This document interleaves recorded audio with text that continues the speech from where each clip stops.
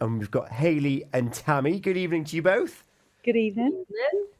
We're going to be looking at how communities got together and stayed together and shared information, shared what was going on in their lives. And I think I'm going to rush in there and be like, well, the pub has played a big part in that over the years. One of the longest running establishments that we've got.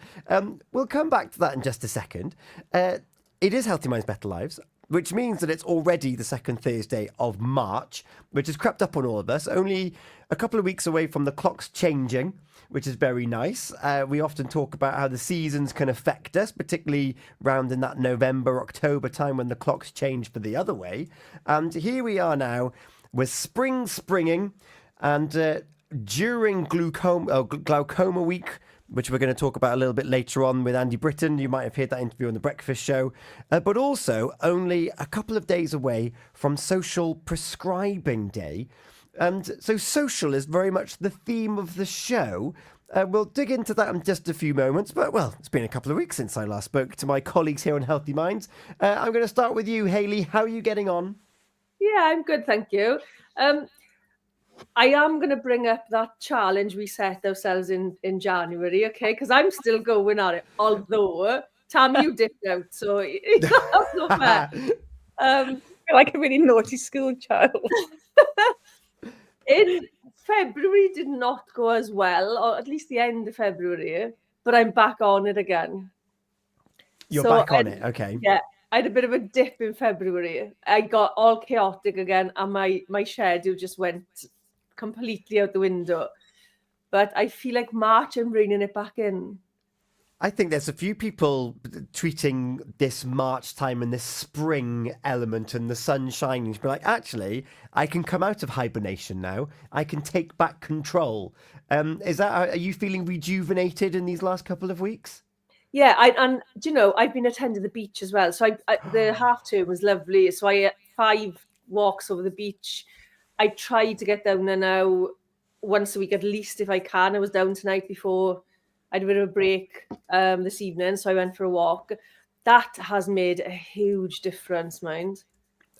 There's nothing quite like it. Are you dipping, or is it a paddle, or is it just being on the sand and open space? I haven't yet dipped. It's a little bit cold for me. I like my fingers and toes. Although we do go winter swimming usually. No, I just go and watch the sunset if I can. Oh, that is my favourite thing in the whole entire world. Going down to the beach, seeing a horizon and seeing that gold wash over you is by far one of my favourite things in the whole wide world. In fact, in my Welsh lesson today, we were talking about our favourite places. And mine is Arbena Point and Haven Fach, top of the point in Little Haven, just looking out westwards, out over the ocean. That is my space to go. So that's great. I wonder, Tammy, are you feeling that same sense of rejuvenation as we come into March? Well, I have halfway through March. I am, but I was also spoilt in February, so I had a bit like a spa month in February. Spa month, it felt like, and I've just been treated by family, and I've jumped into spring, jumped into March, and I do feel really energized and focused. I love that. Hence the yellow, hence the kind of like brightness. The sun is returning to us, and it's bright and it's warm, and it gives us a nice little hug. Not today, though, with the northerly breeze. It is cold this today. I love that because, of course, last month it was February. We were looking at love and connection and relationships. If you want to look back over our thoughts on some of those themes that we talked about, it was myself and Hayley. Hayley, any reflections on that particular show a couple of weeks later? Yeah, we did. We talked a lot about relationships, didn't we? And actually, I think we didn't talk about relationships in the same way we did last year. I think over the last month, I've become really aware of how I'm interacting with people. And just today, had a bit of a standoff with a lady in a car. And I don't know if I feel ashamed about it or proud. I'm not sure yet. Okay? Oh, dear. Maybe you can help me, right? I'm pretty relaxed usually, right? I'll reverse. I don't mind. But my son made me late this morning. I had to drop him off on the way to school, so he had to walk a little bit further, which I don't usually do. I had to rush back, and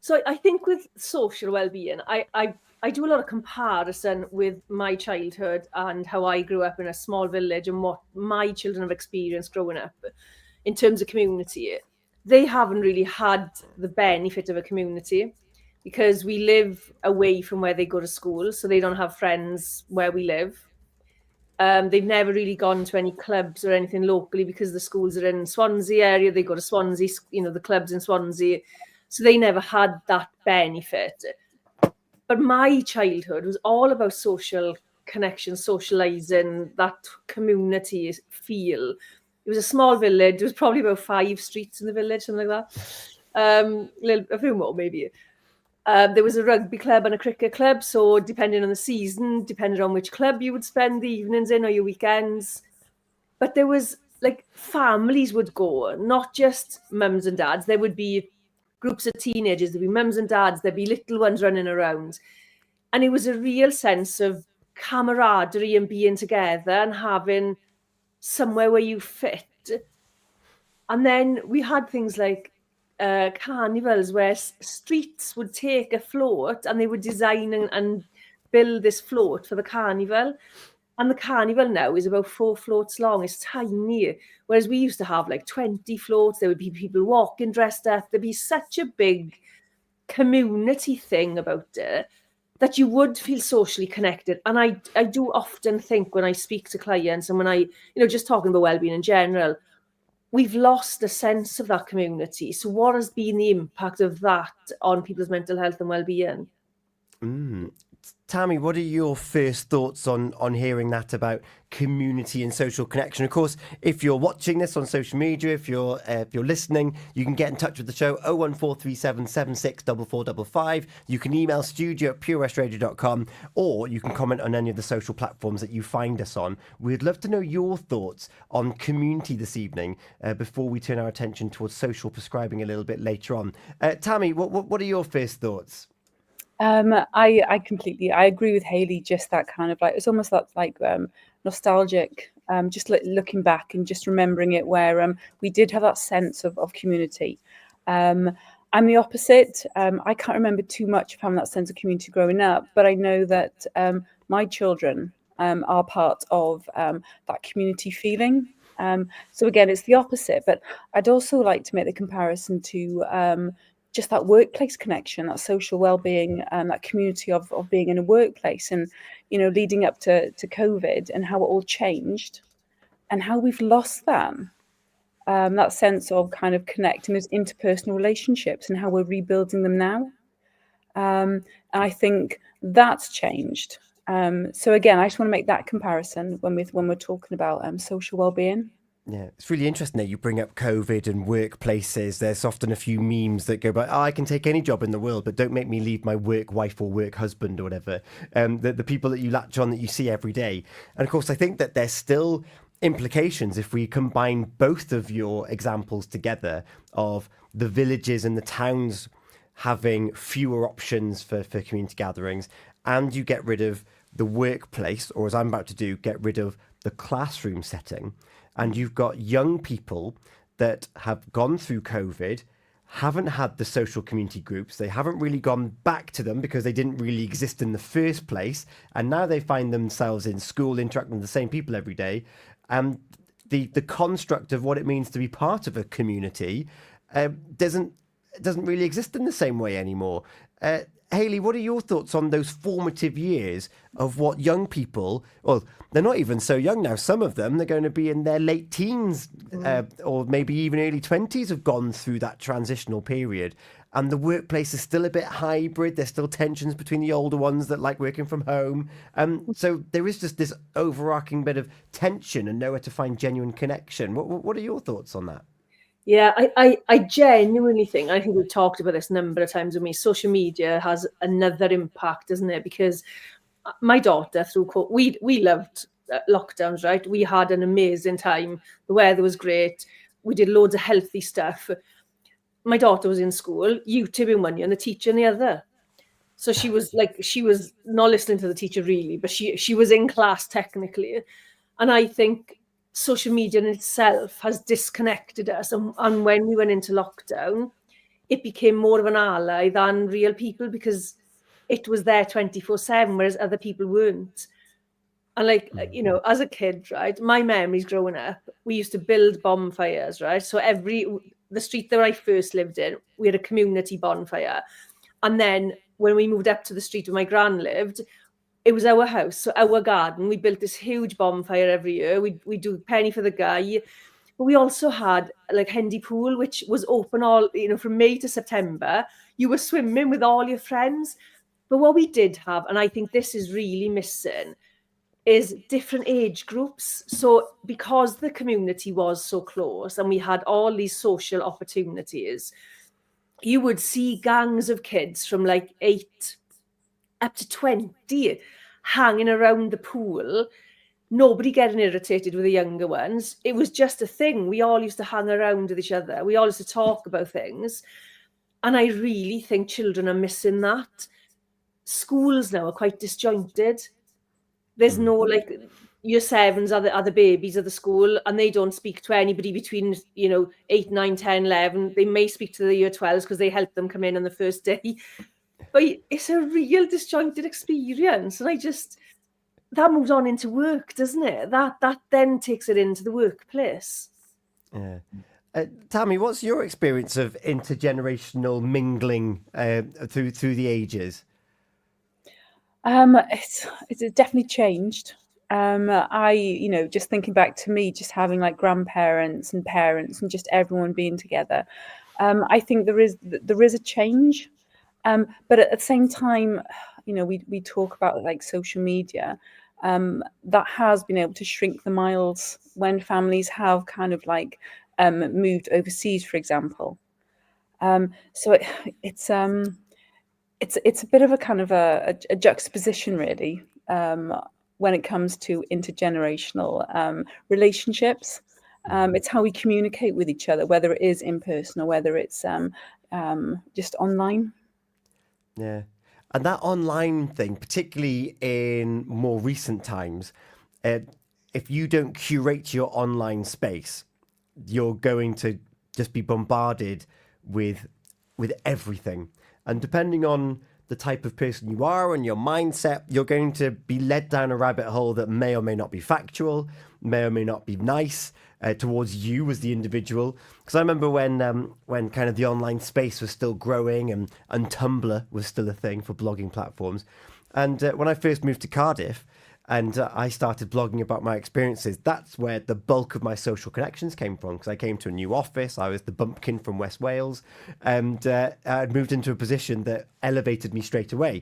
And the online space, they didn't know that. They just knew how I wrote. So I actually felt a sense of comfort from that. But in the space now, you don't really have a choice as to how comfortable you feel unless you make an active effort to curate through it. Hayley, it feels that that's getting more and more difficult to do.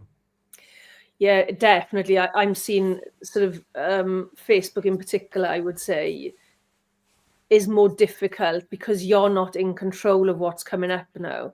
Like, I see very little of my friends' stuff on, and I know children aren't necessarily on Facebook, but I see very, very little of my friends' posts. I see a lot of these groups, but I don't know if you've ever noticed, when you go into these groups and you comment, you might get a message from some random person looking to friendship.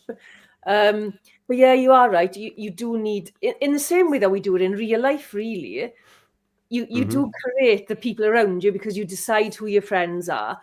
That I think the online space, and I've heard a lot with the youngsters that worry me. They will spend time with these people and genuinely they have no idea who they are. So it's people, it's the things you're exposed, so many things on social media that you need to look after and develop and really be aware of, isn't there? Yeah, and do you know what? I just jumping in there really quickly. The kind of like the flip side to that is people will maybe go explore being online because they are lonely. That they haven't got that like we come back to that sense of community. They haven't got peers or mentors or just or family or friends. So they kind of seek a different community. a virtual community, as opposed to actually reaching out to see what's happening within their kind of like local area. Yeah, which is kind of brings us back to how Hayley started us off, which is where have those places gone and what can we do about it? And we'll try and talk about that in a little bit more detail maybe later on, but there is something to be said.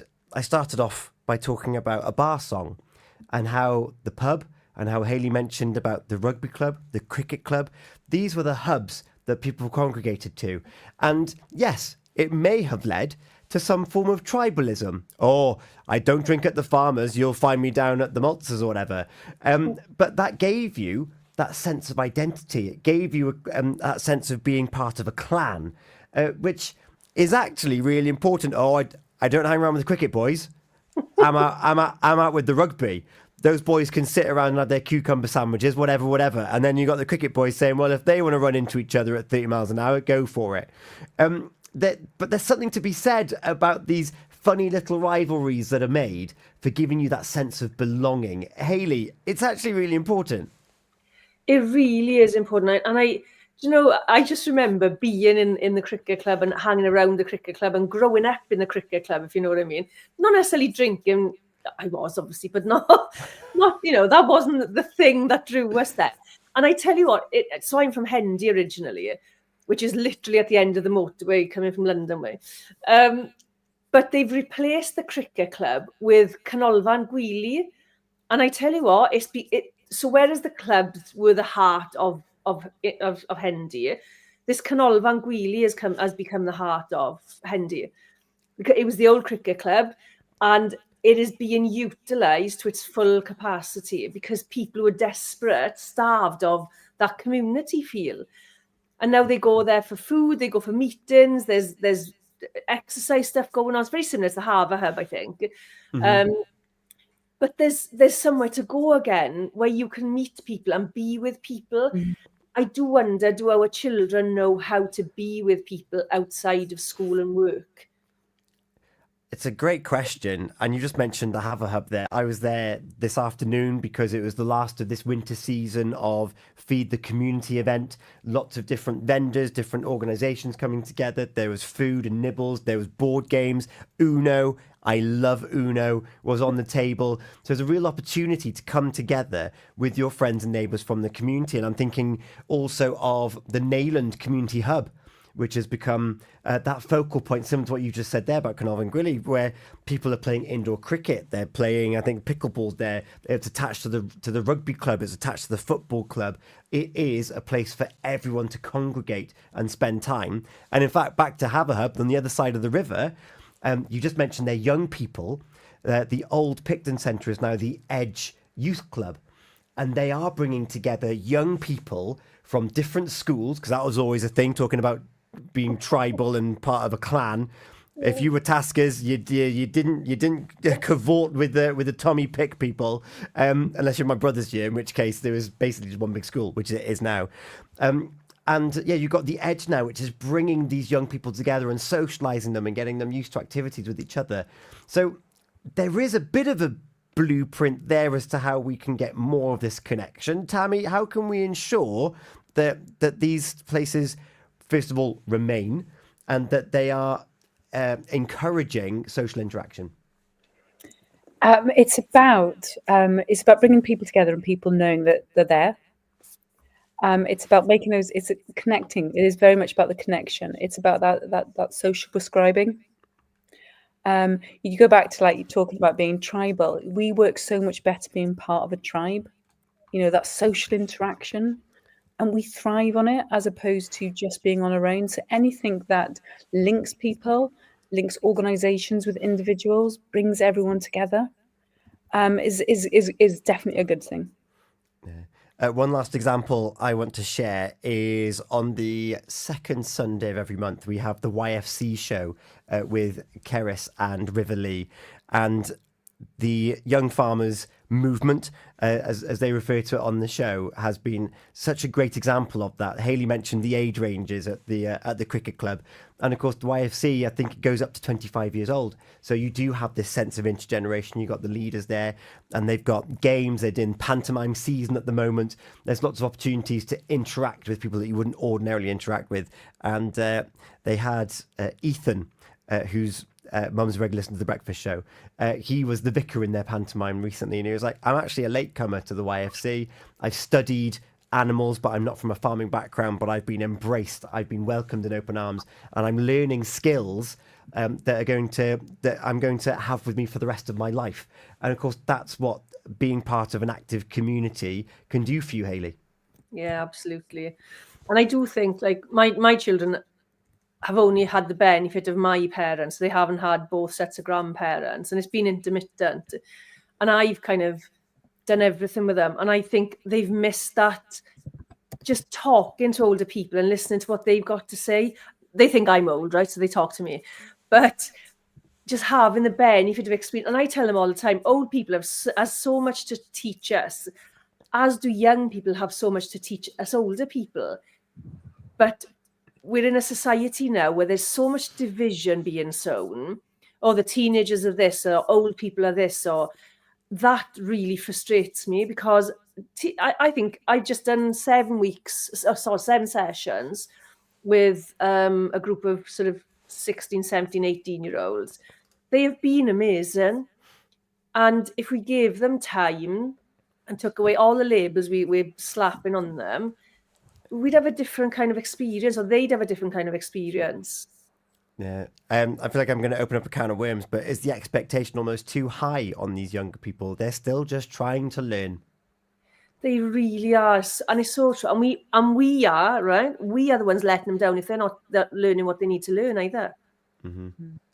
I sense another topic for a future event there, because I'm very excited. We're going to take a moment and listen to a bit of Alex Warren with Ordinary, and Post Malone and Morgan Wallen with I Had Some Help, because help comes in many different forms. Sometimes it's the younger person helping us with our computers, and sometimes it's the older person helping the younger person with social interaction or just simple mathematics. I'm going to exclude myself from that one.